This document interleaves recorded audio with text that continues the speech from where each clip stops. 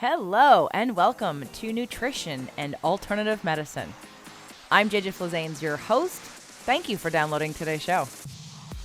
I don't know if you can hear it in my voice, but I've been under the weather this week, which is very unlike me.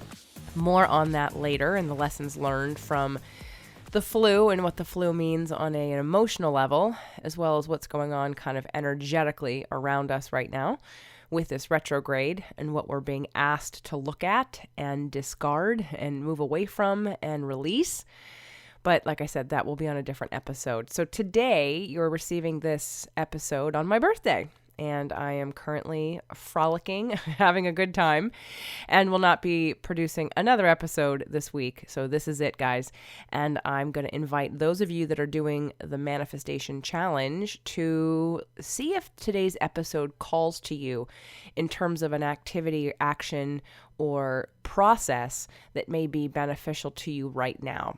We're going to be talking about killing the money monster with my friend Morgana Rae, and it's a position, it's a story, it's a tactic, it's her shtick. It's what she's done for a long time with money, and it works. And I hope that today's episode inspires you to maybe do the process while we're on the challenge, while I give people who are on the challenge other processes to do. I just want you to do it intuitively. If this feels like something that you need right now, then I invite you to take some time, create some time, and follow the process that Morgana is going to lay out for us during today's episode. Before I tell you a little bit more about Morgana, though, I do want to just have a few announcements since I haven't been giving a few announcements. Number one, there is still room on the whale watching. It's not even a whale watching. I hate calling it that. The Dolphin and Whale Wisdom Retreats. We're not watching whales. We're either swimming with them. We're going to be in the water with them, hopefully finding some singing whales and some pulsar dolphins that are going to do some sonar pulsing so that we can feel that vibration. I can't wait to manifest both of those things. And then, of course, I'm going to be leading some meditations and either sunset or sunrise movement / yoga / body stuff. And there'll be all the healings, and then it's just going to be fun. So if you are looking for a different kind of vacation or even just a healing journey that you literally could write off as a vacation, or if you do anything in the healing arts, anything in the healing space, this could be research. You could even write it off as research. So there's only 12 people who are able to be with us. And like I said, we do have some spaces left. There is not a page up for it, so you do have to email me. And we've got a couple different payment plans. The retreat is happening July 7th through the 13th in Panama, with a travel day being on July 6th. That's announcement number one. Announcement number two, for those of you that didn't hear the episode Doug and I did on women, men, and relationships, he and I are doing a couples retreat. And I believe we're limiting it to 5 couples, and that's not including us, so 6 total. 5 couples, and that will be over New Year's. So if you're someone who would love to re-energize your relationship and use some of the tools that we've talked about here on the show, from imago therapy to, actually I'm going to add some tantra, and I'll do a whole show about it, and we'll have a page up and everything. But we are pre-qualifying people. We're not taking just anybody, because after our experience at imago therapy and saw some of the couples that were there, we thought we don't want people who hate each other to come to this. We actually want people who want to be in relationship with each other, want to work it out, want to rekindle their romance, want to rekindle their sexuality, want to stimulate their friendship, and want to revert back to and pull forward some of those amazing, wonderful, in love feelings that you had in the beginning. So that is number 2. Number 3, I'm considering doing a men's only retreat this year. It's come to my attention that a lot of you guys out there, you are listening and you don't respond like the women do in terms of as often. But when you do, you've thought about it, you're very poignant about it, and you listen and you pay attention. And for those of you that can hear Sugar in the background, I apologize. She is very, very loud, and when I don't let her into the room, she gets very upset. So we're going to do a men's only retreat men's only workshop. And the only two women that would probably be there, of course, is me, and then possibly Lisa Thomas. Other than that, I've got a buy-in from Doug, from Michael, and then a bunch of other podcast men and some other healer men. And I just want to see who's interested. So this is starting the conversation. Guys, let me know. The reason why I'm offering it and honestly thought about it was because I realized when those of you write to me, I get the sense that you're not feeling completely safe with your women. Most of the men who I know, I mean, in general, most of your issues literally revolve around a woman, whether it be your mother or your wife or your daughter. So this could be a way to start to become safe, to express your feelings, to have a place where there aren't any women except me and, of course, maybe Lisa Thomas. So let me know if that's something that's of interest to you. A men's only retreat. I'm going to, once we decide and book it and plan what to do with it, I will be promoting it not only here, but on some other podcasters groups. I've met a bunch of new men doing shows for men only, and I just wonder if they also could use a safe space to explore and release some of those things that bother you and that I know get in the way of some of your relationships and manifesting all kinds of good things in your life. So let's get on to today's show. We're killing the money monster. Money goddess Morgana Rae is a 10-time international #1 best-selling author with over 23 years as a pioneer in personal development. She is widely regarded to be the world's leading relationship with money coach. A guest expert on ABC, NBC, Fox News, Yahoo Finance, The Wall Street Journal, Coast to Coast Radio, and hundreds more, Morgana's fans call her the money goddess because of many documented stories of clients manifesting unexpected income of hundreds, thousands, tens of thousands, even hundreds of thousands, even over $1 million within hours of changing their relationship with money. Morgana guides idealistic entrepreneurs, coaches, authors, and artists to have a big impact in the world and to heal the rift between the heart, spirit, and money. Welcome to the show, Morgana. I'm so glad to be here. So for those of you that haven't heard me talk about Morgana or have not heard one of the shows I did on her podcast, we've interviewed each other, we've seen each other, we've been in each other's spaces, business owners, women business owners and friends for a very long time.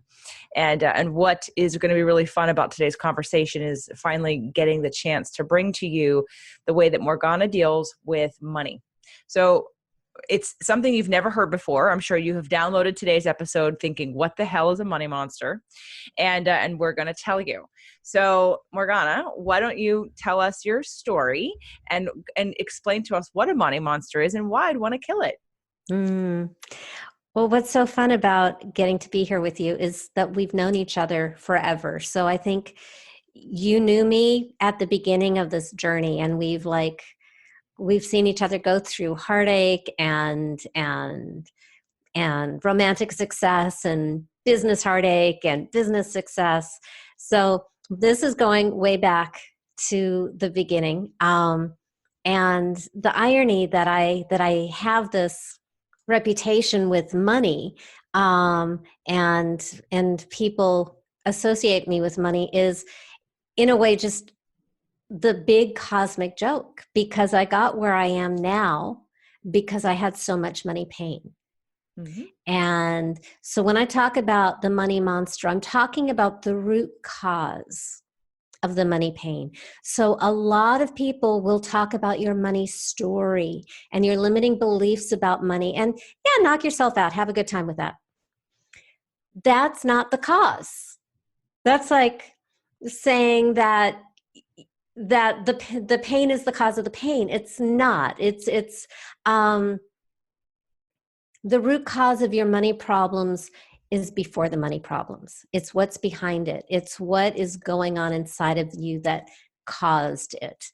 And what is always behind the circumstances are the deepest issues of our relationship with life. It's what money represents. And I know this is going to sound really way out there and woo-woo, but come on, you're JJ's people, so you can keep up with it. Oh, they know. Yeah, they do. So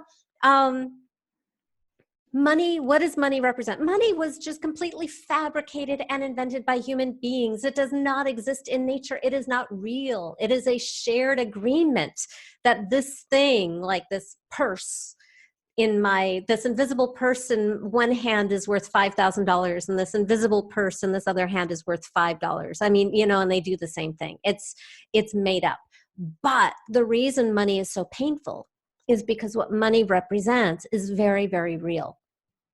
It represents love. Like how we're treated, how we are wanted and appreciated, getting access to what we love, the food, the location, peaceful relationship, all that kind of stuff. It is so tied up with money, and all money issues are love issues if you go deepest, because it goes back to our earliest childhood of parents saying no because of money. So money becomes the symbol of limitation. Money represents worth and our worthiness. It's crazy the way we treat some rich people who are disgusting people who we would never even want to have anything to do with, and yet they are treated as if they have worth because of this money thing. So it's like how much we're worth and worthy as human beings, again, totally entangled with this made up hallucination called money. And then finally, safety, our very right to exist depends on money. To get the basic food and shelter and heat in the winter, cool in the summer, medical care. It's crazy that just our right to exist on this planet is tied up with money. And there's so many crimes that threaten all these things with climate change was because somebody wanted to make a short-term profit. It's insane. So this money monster is all this really scary stuff that makes life not worth living. Because we don't feel lovable, we don't feel worthy, we don't feel safe, and there's so much evidence in our personal lives and out there, and most of it doesn't look like money. It looks like people who hurt us, things that we are ashamed of about ourselves, things that have scared us or been dangerous. And those experiences go into creating an experience of life that does not feel loving, that does not feel like we're worthy, that does not feel safe. And surprise, surprise, all of that shows up in our relationship with money.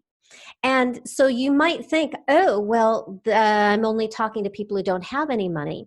And that is one of the ways it can exhibit itself. It can manifest when you have a money monster. It's like, money is evil.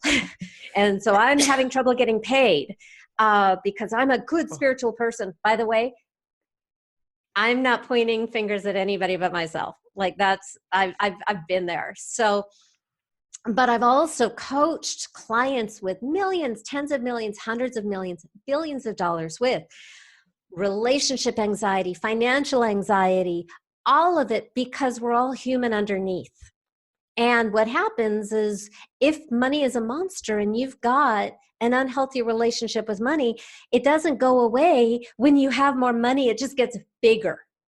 These oligarchs with all their secrecy and all of their like hiding and protection and bodyguards and all that kind of stuff, they are among, because I have a close friend who was going to work for one, very, very secret hush hush. All of those protective measures they are frightened. They are the world's richest people, and they are also the most frightened people, and they have good reason to be that frightened. So it's not that the answer is more money. The answer really is to get rid of the money monster that makes money an unhealthy force in your life. And when money becomes this safe, loving partnership, and I'm going to get really specific how, because it does not work as, oh, that's a great idea. Great ideas are a dime a dozen and rarely creates actual change. They're nice to look at, but I want you to have like a real life-changing experience. So when money actually becomes safe and this loving experience and relationship, this pleasure that pulls you forward and brings out your best person, then like all these invisible defenses that you set up to keep money out or get rid of it when it comes in become unnecessary. And then you get to have more money than you imagined. You get to keep it, and it serves love, and it serves lifestyle, and it serves legacy, and it just gets bigger and bigger and bigger, and it becomes true wealth instead of just cash. And your approach. So one of the reasons why it's been long overdue for you to be here on the show and to be telling people is because I know you have a Rich Witch challenge, your 5-day, and I've got my 30-day manifestation challenge. And actually, that means that we will probably be publishing the show during that challenge or before that challenge, because it is such a new way for people to think about how they deal with money. And again, money is a person. And I know your story is going after coach after coach after coach and really not having it work until you treated money as a relationship. So are we going to go down that path right now? Yes. Okay. So let's start with my tale of woe. Way back in 2003, I've been a coach since 1996 when dinosaurs roamed the earth. And, I had like a mountain of testimonials. I had movie star clients, director clients, producer, writer, just some really fancy people, really great testimonials, great marketing because I'm like good at that stuff and I'm a good student and I worked hard and I had the website and the brochures and the business cards on the outside. And then I had, the vision board and the mantra and the millionaire mindset and the education and all that crap. And at the beginning of 2003, I was down to struggling to make $100 a month living in Los Angeles, where studio apartments go for thousands of dollars.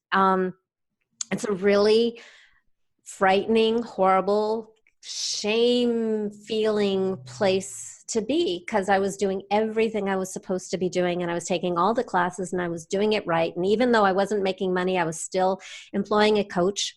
And I'd taken one more class on how to overcome sales objections because I thought that would be the answer. And that's that class where they teach you what to say when somebody says, I can't afford it or I don't have time. They have scripts and you wouldn't, and I did everything I was supposed to do. And I overcame the objections, and 7 people in a row didn't show up for our call and didn't pay. And that was when I just lost it. I ran out of hope. And I just had no idea what to do. And I was in such a panic and despair and exhaustion and hurt. And I remember this moment in my little 1-bedroom apartment of just dragging close the drapes, blacking out the room like a crypt, and getting on my bed and screaming and crying and raging and feeling hated by the universe and hating the universe back and not wanting to play anymore, not wanting to be alive. What was the point? I finally found what I'm here to do, and I can't make a living at it. Seemed way, way crueler than when I was struggling to just come up with something to do in the world. And I cried myself out. And when the tears ended, I had 2 thoughts. And one was that for me, maybe money needed to be my next area of spiritual growth. And by the way, coming from Southern California and the witchy family I come from, that's a total cheat. Like spirituality, well, if it's spiritual, it's good. So if I put it in that context, then maybe I could move forward on this money project. So that would make it more palatable. Like, don't get me wrong, I like to buy things like anybody else, but getting paid to help people, ooh, big inner conflict there. Which if you think about it, so what does that mean? People should only get paid to harm people? Well, that then all the healers are screwed. And the other thing was I got curious what was inside of me that couldn't be with money. And I'd never had that thought before. And things changed really rapidly after that. That is not when it changed, but this is what set it up. And it was really lucky that I was in so much pain and despair because that made me ready for a really easy, dramatic change because like all the hard work was already there. So soon after that, I can't remember if it was a day or two, I had my next session with my coach. Great coach. I'd been working with him for months, doing everything he said, and I wasn't getting results, and it wasn't his fault. And it wasn't really my fault either. It was just, it's horrible. Not only am I not making money, but I'm throwing, investing, and nothing's coming back. So it's like a double whammy. But in that moment, it's like something in the universe changed. And he got this moment of inspiration and asked me a really weird question that changed my life forever. He asked me, Morgana, if your money was a person, who would your money be? Now, I am this enlightened spiritual being with a degree in world religion. So who was my money? You would think, some kind of lofty, useful archetype. No, my money was this big, scary, dirty, violent biker dude in a wife beater shirt with tattoos and bald and long, what are these called? Sideburns. Right. Who was scary and terrified me. And I saw in my mind's eye myself at a live event with this guy, watching him all the time to create maximum distance between the two of us. And as soon as I thought that, it was like the lights came on. That's what I was doing with money. And it didn't matter that I was doing everything right. So what? If I needed to, on this deepest, primal, survival level, create maximum distance between myself and money, unconsciously, round the clock, there was nothing that I could do. There was no intellectual exercise or mantra or vision board or spell or nothing I could do. I would protect myself and keep that distance. And I realized there was no way that I could have money in my life if it was that guy. And I had to end that relationship and get rid of him. It wasn't serving either of us. And by the way, anybody out there who has ever been in a really bad abusive relationship or just ended a relationship, congratulations, you have the skills necessary. Is the biker guy the money monster? That was my money monster. That was the first one. Oh. That was the first one. Making money human or close to human makes it real. We talk about relationship with money all the time now. Back when I started on this, really not. But since then, I've heard money is energy. I've heard money is a measure of value. Deepak Chopra has said money is a field of abundance. Yay, great. I have no freaking clue how to have a conversation and a relationship and a drag out fight and makeup sex with a field of abundance. So I just got something, and it's a way for, how like for you had your coach and you had all this information being given to you and you would try all these things and nothing really like hit or stuck for you because it didn't make sense. It wasn't tangible. Well, what I know about you being a Capricorn is that it needs to be tangible. Well, that makes complete sense because there are people, you made me think of an ex-therapist that I had who would often say things, or I would say things like, I don't know, I think I tried to use astrology or something. And she'd say to me, JJ, I think you go outside of yourself too much. Now she was a Taurus. And I said, okay. I go, well, and she wasn't into astrology, but I was like, okay, well, I know you're a Taurus, so you need things to be concrete. They need to be repeatable. They need to be provable. They need to be, in this field for you to sort of either believe it or make sense of it. And for me, it's the opposite. For me, I needed it to be something that connected me to all that is. If I felt all of a sudden connected and not alone in the world and felt like a part of source energy and didn't feel so separated, that connection fed me. So anyway, as I digress, it just hit me really hard because as many times as I heard you tell the story, it made a lot of sense to me in a different way today because of your Capricornness. I know you have a Sag moon too. So it was that again, that it's like having something tangible and real, like you made complete sense. And for a lot of people, they feel like you do, and they haven't had things work for them because it hasn't been something they feel has substance. So continue. And, I love to think forever. You know, I love to live in this little fantasy world. But um, to really motivate change for me, I will always, because I've got maybe it's the Libra rising. If I have a choice between an abstract concept like money and people, like I always care about people. I always want partnership. It's hard for me to say no to people, but when I make money a person, especially if it becomes a love relationship, then I get to have the love and the money too at the same time. So, you know, there's a romantic component because once you get rid of the monster, well, now what are you going to do? Especially in LA, I need a relationship with money. And having, you know, and I still felt very like gun shy because that last relationship felt so hurtful and scary that it's like, oh, I don't ever want to feel that again. It was so disempowering and devaluing and you know, tied in with a lot of rejection in my life, was like embedded in this imaginary guy. So, which is again why I think how you do this is brilliant. It's new, it's different for so many people, and I know I've seen it work for you. It's worked for me in thinking about it. So let's go through how someone can work with it, Yeah, either on their own or with you, because I know that after you absolutely. kill the money monster, we have to replace the money monster with something even more fun. Yeah. Yeah. And so you know, just because of like who I am and how I'm built, I will try to share everything I can in the time we have together. And if somebody, you know, wants more, I have a whole website that's full of more free stuff, cheap stuff, less cheap stuff.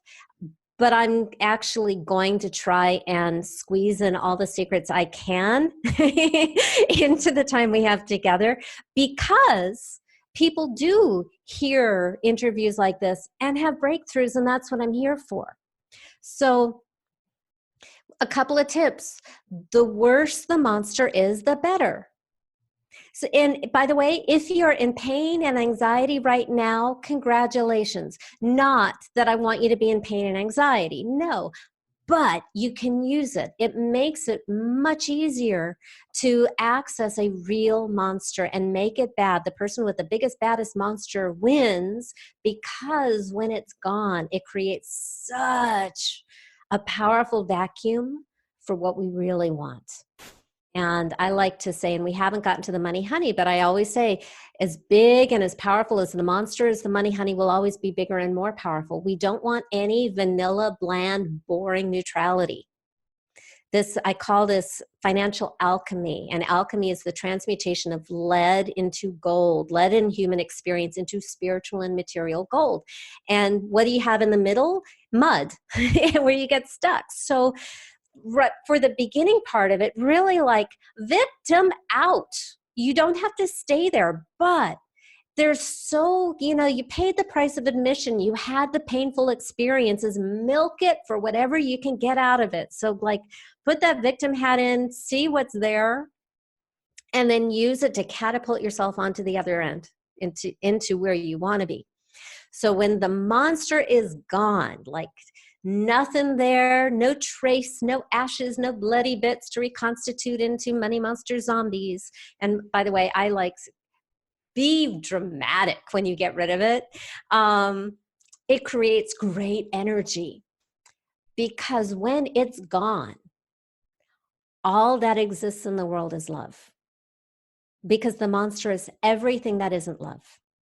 And so what I call the money honey is actually a loving relationship with life and yourself. And I call it money because money is that area of life that needs our love and healing. But it ripples into loving your body and loving yourself and getting better human relationships too, because you're changing. And money is, you know, it's all just an aspect of the same thing. It's like a fun, you know, those mirrors that just reflect everything infinitely. So this is going to be a person too. And if you've never had a good relationship with a human being, this is where you start, because I've coached people who really have had like years and years of heartache and bad experiences, who have turned it around by creating a new blueprint with this imaginary person. So we call it money, but just know you're on the inside. So I'm going to share with you what's really going on. We're talking about way more than just money, but it works on cash so well that I've been able to like build a totally in integrity business because my clients make so much money from it too. And that's good for marketing. So I'll go with it. So when the monster is gone, then you invite in what I call the money honey, and it's going to be a person. And what works best, and I'm just leapfrogging you over years of experimentation with this and thousands of clients, what works best is a lover archetype, meaning if you like girls, your money honey is probably going to be a girl. If you like guys, your money honey is probably going to be a guy. And then the person's going to be cute and is going to love you more than anybody in the world. And you feel enveloped by that love, and you feel safe, and you feel seen, and it feels like a real person worthy of your deepest love and admiration, somebody you can trust, someone you want to be trustworthy with. And because we're healing your relationship with money, we're also going to call this person money. So we can solve that money problem and then move on to all those other wonderful areas of life that you also want to up level. But we're going to start with money because, that's what I'm here for. So you bring in that person and you feel that person. Like some people are really good at visualization. Yay. And you don't have to be. Maybe you just feel like enveloped in his or her arms. Maybe you smell that person's yumminess. Like I love smell. It's so emotional. Maybe you can just sit on this person's lap and have a conversation. And by the way, that brings us to the next step, is having conversations. So when I got rid of my monster, it was like, yay, oh crap, I've got a problem. I need a relationship with money. Who could I have in my life that I would want so much that I'd want this person, even if it's money? And I was really lucky because this tall, dark, handsome, romantic guy just popped into my mind. And by the way, I was in a really happy romantic relationship with a physical human being. So you get to have both. Nobody has ever physically cheated on their human life partner with their imaginary friend. So knock yourself out. If you're turned on, you know where to bring it. Your spouse will appreciate it. It's, by the way, this has saved, this has actually saved marriages. So I'm not joking. Oh, I can imagine, because if it turns you on and gets you all hot and bothered and gets you excited and feeling and increasing your frequency, and of course everyone around you is going to appreciate that. They don't care where it came from. They'll just like you better when you feel better. And for the women listening, I believe to the deepest of my being that the universe there is no force more powerful in the universe than a turned on woman. And it doesn't even have to be sexual. It's when we're turned on by something, everybody loves us. It's wild what we attract when we're turned on. And this is a way to turn it on. So you have this person who is delicious, who you really want to be with, who loves you and exists to love you. And then you have a conversation. And I think for me, so I imagine this tall, dark, handsome guy, and it was really weird because I didn't know what was happening.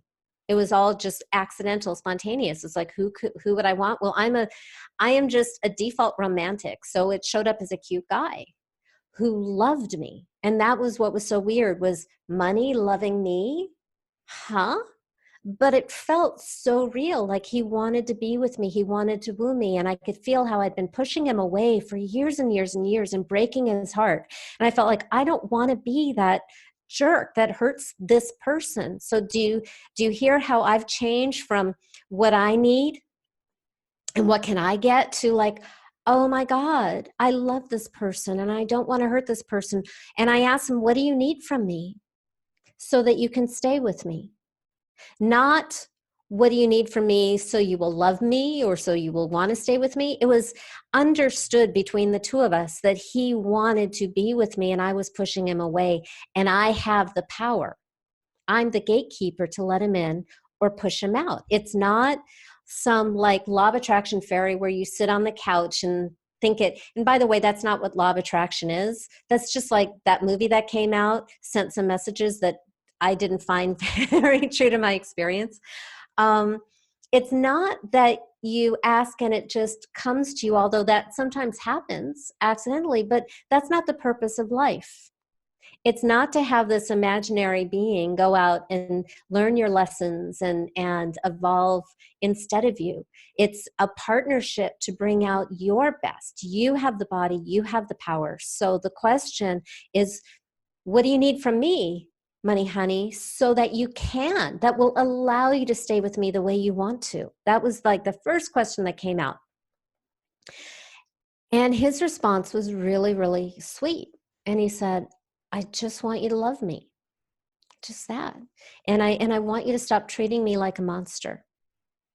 And again, it was that coming from not what I wanted from him at all, but oh my God, I don't want to hurt this person. I don't want to treat him like a monster. And I feel that he needs my love. And it's not that weird biblical misunderstanding, mistranslation that the love of money is the root of all evil, which, by the way, I'm going to get all nerdy here, but that's not what the Bible actually said. In the ancient Aramaic, the Bible actually said, the worship of money will cause trouble.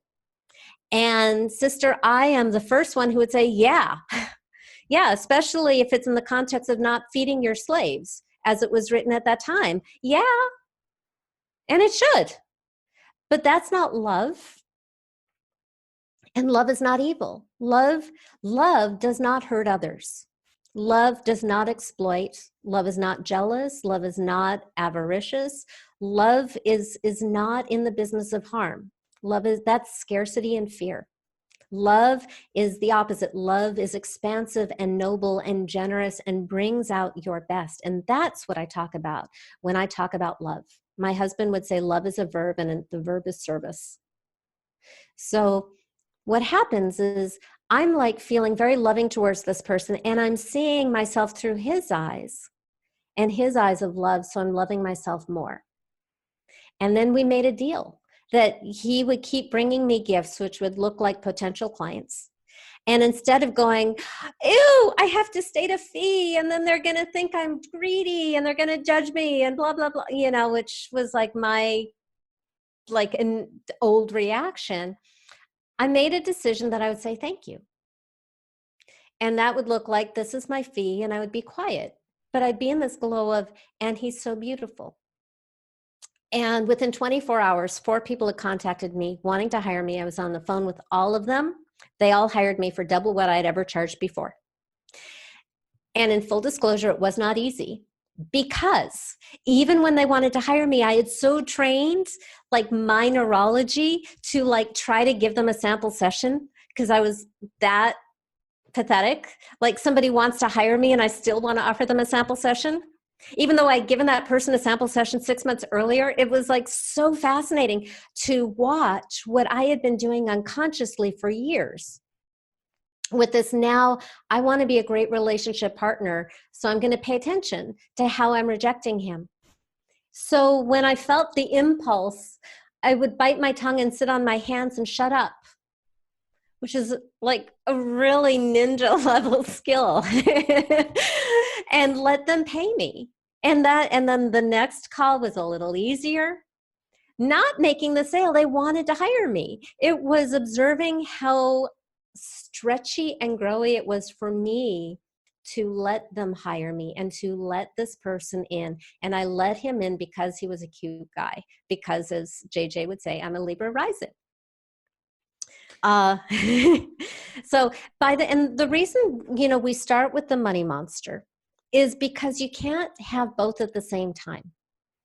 The monster will block the money honey. You have to make a conscious decision to reject that desire to die, that desire to reject yourself. And that's money monster stuff. You really need to do the work to clean it out so that there is space for like the full impact of the relationship with the honey. And I know sometimes you tell people how to do that. Obviously, if they need more help, they'd be best to get on one of your programs or to call you. Yeah. But in the, let's simplify it down to how can I start changing that?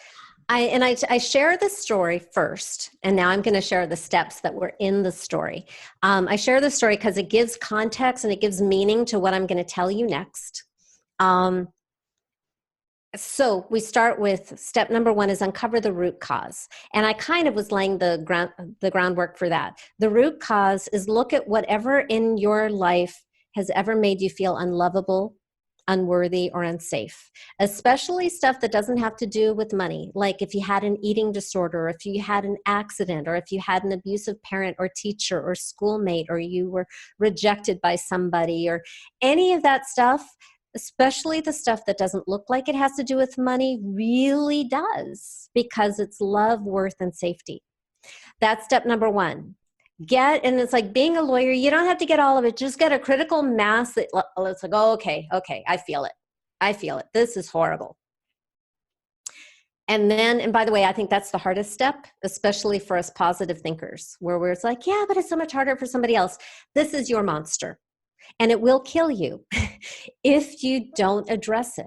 So uncover enough of this ick in your life and the world.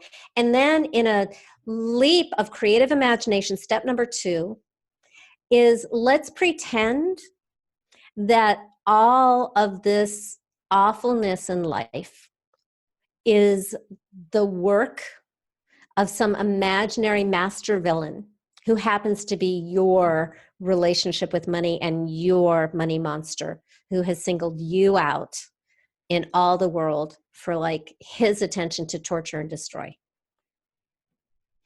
And if you have kids, he's coming for your kids. And by the way, that'll motivate moms and dads in a way that like we can tolerate stuff for ourselves, but you don't touch the kids. That's step number 2 is personify the root cause is the money monster. Step number 3, and as I illustrated in my story, the money monster, you want to make it as real and human and believable as possible, but also terrifying and all bad. And there is sometimes a temptation to make it one of your parents or somebody like that. Your parents gave you life, and you're not really going to kill your parents in real life, so let's not make it your parents. I just don't think that's healthy. I know there's some other programs that have you pretend to kill your parents. Not mine. Not my thing. But the money monster could be like the evil puppeteer who used your parents to hurt you. And honestly, they have their own money monsters. So just, you're only responsible for your own money monster. Get rid of it, destroy it, obliterate it by any means necessary. That's step 3. Destroy the money monster by any means necessary. And it's your imagination, so there are no limits. When it's gone, and it's totally binary, it is either is or it isn't. And if there's a little bit left, just go after the little bit. Just go after the little bit until it's gone. Maybe you have just a little monster afterwards to get rid of. Do it so that you have a complete empty space. And then you go to step 4. That's meet your money honey. And I embedded some of the lessons for that in my story. Person, romantic, heals a lot. It heals so many of our issues around love and worth and safety when we have that experience, even imaginary, of being loved. So meet your money honey. I don't say create, I used to like 15 years ago, but now I like it when the person isn't who you expect, but is still appealing to you. Maybe has a sense of humor, but is like his own or her own person. Very often it feels like this person is very familiar, like he's been there or she's been there for a really long time, and you're just discovering this person now. That's step number 4. Step number 5 is dialogue with your money honey. And I gave you an example of a great question to start with. What do you need so that you can stay with me? Different question than love me, because by definition, your money honey loves you and loves you more than anybody else in the world and chooses you. So that's a done deal no matter what. But to be with you, this person may need some things. And by the way, this is not a one-time thing. Like if I just was nice to my husband once 5 years ago, we would not be together. So the more you can bring daily love and daily dialogue and cuddling and excitement and journaling and making this person happy, the better this relationship is going to be and the more money you're going to make. Secret, nothing turns your money honey on more than acts of self-love. Anything that you do that is for your own health, that is for your own exaltation, that uplifts you, honors you, is for your highest good, that makes your money honey happy. And finally, step number 6, concrete measurable action, because right now all of this has been very imaginary, but money is a very physical thing. And by the way, so is physical love and relationships with real people. It's all physical stuff. So let's now bring it into the physical world. I like to say that positive thinking is swell, but if you want real physical results, you need to take real physical action. And by the way, it's easier to take a concrete measurable action than, like, if my money honey says love yourself, and I've heard that, I can do that, but I have never met anybody who has been able to do that 24/7 their entire life without fail. So let's give you something that you can win. And that's step number 6 is a concrete measurable action. So in my case, it was accepting the gifts of my money honey, saying thank you when he brought me people instead of getting all weird and freaky and rejecting about accepting money into my life. Other examples, I've had clients getting pedicures or massages or going dancing. Sometimes it's very straightforward, like balance a checkbook or do your taxes or make that phone call. And then sometimes it's weird. Like I had a client whose money honey told her to stay home one weekend and do the laundry, and she got a call and a $20,000 client. One of my favorite stories is my client Katie. Her money honey told her to go skating in winter in Canada, where it's very cold. And they went back and forth, and that was clearly what he wanted her to do, which is really weird when you're freaking out about money and you're in tons of debt and your money honey wants you to go skating. But she just knew it. So day 1 goes by and she doesn't do it, and nothing happens. Day 2 goes by and she doesn't do it, and nothing happens. Day 3, she hauls herself out with her 10-year-old child, and they go skating, and they have a wonderful heart connection and a beautiful time. And she comes home and she gets a phone call and $10,000 without asking. And I have a website full of stories like that. And those are the little numbers. Like I have my client in Idaho who made $1.2 million within a few hours of our coaching session. So there's a lot of wiggle room. And I don't know how much or when. That's the mystery. So let's tell people where to go to find all the information, these extra testimonials and anything else you have. Yes. Okay. It's really hard. It's my name with a .com at the end, morganarae.com. And it's an RAE, morganarae.com. I have a Money Magnetic 4-part video series for you to play with and get started. I've got a money love quiz to assess yourself. I have decades of videos and articles. You can see, my changing hair color and size and age and all that kind of stuff with just, whole sections on money monsters and money honeys and relationship with money and everything you want to know. And if you want more, then we can talk about coaching. But I would prefer that you start with the materials on your own before we have that conversation. Yeah, that way people can kind of gear up, and then you can go even deeper when you finally do connect. Absolutely. And again, utilize all the things that are for free. I know a lot of you are already writing down these steps so that you can take this visualization in this very specific way for you to start to embody and go through this process. I have one more question before we wrap up today's show, Morgana. It has to do with destroying the money monster. Yes. So I know you want to kill the money monster, but I want you to, is there a recommended starting time frame? Is there a recommended starting any other additional things that someone should do or think about? Because I know for some people, the visualization process, they don't take it to the emotional piece. They don't go far enough where they're actually having an emotional response. Would you recommend that in order for this to be effective, that in their mind, when they destroy the money monster, they have to be having a physical, emotional release at the same time? Yes. By the way, you just brought up a lot of really useful stuff in a very short amount of time. The visualization doesn't matter as much as the emotional content. That's where things change. Also, do the entire process in one sitting. Like, don't dig up your trauma and then go to work. Like, we want you to destroy the monster and replace it with the money, honey, in one sitting. And that's just because I don't want any, other monster coming. Oh, look, there's a vacuum, so let's fill that space. But there's this dynamic, there's a lot of energy available, there's this neuroplasticity because you're having such a heightened experience when you kill the monster that it allows you to rewire your brain and have it stick and not just be some shallow idea. Also, because it is such a deep and emotional experience, and you may be like thinking about some difficult stuff and bringing up some scary emotions, and I'm not here to re-traumatize anybody. And so what I recommend is to create safety.